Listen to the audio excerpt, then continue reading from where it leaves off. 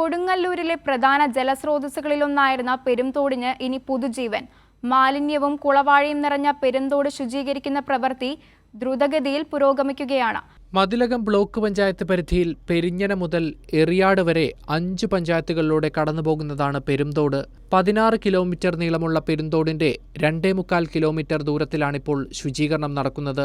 ശ്രീനാരായണപുരം ഗ്രാമപഞ്ചായത്ത് ദുരന്ത നിവാരണ സേനയുടെ നേതൃത്വത്തിൽ 10ഓളം സേനാംഗങ്ങൾ മണ്ണുമാന്തി യന്ത്രത്തിന്റെ സഹായത്തോടെയാണ് ശുചീകരണം നടത്തുന്നത്.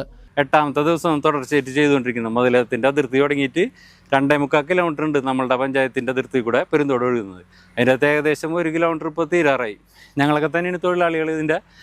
പിന്നെ JCBയും മാൻ പവറാണ് മെയിനായിട്ട് ഉപയോഗിക്കുന്നത്. 5-10 ആളുകളും പിന്നെ JCB ഒക്കെ ഉപയോഗിച്ചാണ് പണി നടക്കുന്നത്. അപ്പോൾ ഏകദേശം 1 കിലോമീറ്ററോളം ഇപ്പോൾ പണി തീരാറായി. ഇനി 1.25 കിലോമീറ്ററോളം ബാക്കിയുണ്ട്. അതാണ് ഇപ്പോൾ തുടർച്ചയായിട്ട് നടന്നുകൊണ്ടിരിക്കുന്നത്. മുൻകാലങ്ങളിൽ പ്രധാന ജലഗതാഗത മാർഗമായിരുന്നു പെരുംതോട്. കയ്യേറ്റം മൂലവും മാലിന്യങ്ങൾ നിറഞ്ഞതോടെയും തോട് മലിനമായ നിലയിലാണിപ്പോൾ. പെരുംതോട്ടിൽ നീരൊഴുക്ക് തടസ്സപ്പെട്ടതിനെ തുടർന്ന് പ്രദേശത്ത് രൂക്ഷമായ വെള്ളക്കെട്ട് അനുഭവപ്പെടാറുണ്ട്. തോടിന്റെ ശുചീകരണത്തിലൂടെ വെള്ളക്കെട്ട് ഒരു പരിധിവരെ ഒഴിവാക്കാനാകുമെന്നാണ് പ്രതീക്ഷ. ശുചീകരണം പൂർത്തിയാകുന്നതോടെ പ്രദേശവാസികൾക്കും തോട്ടിലെ ജലം വിവിധ ആവശ്യങ്ങൾക്കായി ഉപയോഗിക്കാനാകും. കൈരളി ന്യൂസ്, തൃശൂർ.